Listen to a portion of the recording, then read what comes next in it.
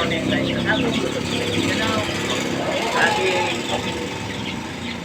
mga subscribers, sa aking viewers, sa aking mga followers, maraming salamat talaga sa inyo. Nandito naman ako sa umaga na ito ngayon, magpakitang pruibag sample sa inyo. Papaliwanag ko sa inyo kung bakit maraming purpose ang kulay ng puti at saka itim para sa akin.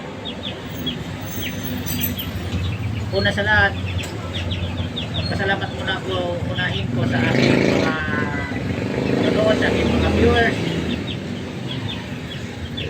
Please paki-subscribe naman, paki-follow din itong aking YouTube Kalyaw Kasabog TV, kasi sa dito lang na paraan sa pagpanood nyo sa mga upload ko videos, mayroon talaga kayo mapulot o matutunan sa akin sa dito sa aking channel Kalyaw Kasabog TV. Ito ipapaliwanag ko sa inyo.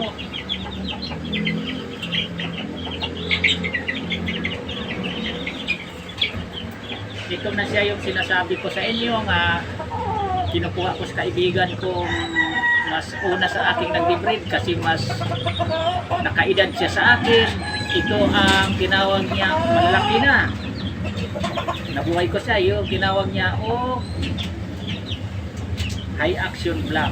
Tapos ito kapatid, yung process niya dito pinagparis ang ina nito high action black, ang ina nila, tapos white boxer. Ito na siya. Alam nyo ba bakit nasabi kong malaking bagay, malaking purpose na sa akin? Maraming purpose ito. Ito siya, magkaroon na akong puti, maitali ko na to siya dahil lalaki sigurado na ito.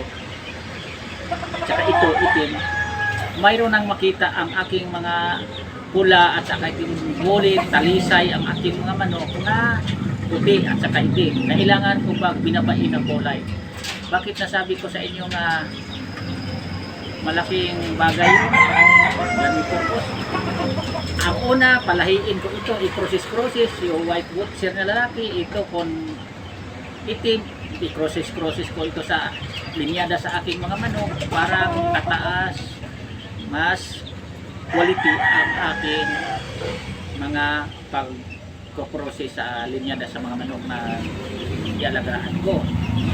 Gagawin ko mga panglaban sa sabungan nakpit mismo kapag sakto na edad, kasi ako naglalaban ng manok 11 months. Tapos bukod na i-process, ipalahi ko, masasanay ang aking mga manok sa puti o kaya sa itim. Makikita na sila ng itim at saka puti, hindi na manibago kung ang makalaban sa pula ko o talisay ko, bolik man, itim ang makalaban nila o puti o kaya binabai. Yan ang balak ko, kukuha ako ng binabai. Parang may display, pinaka-display pa sa manok na lagay ng mga manok ko.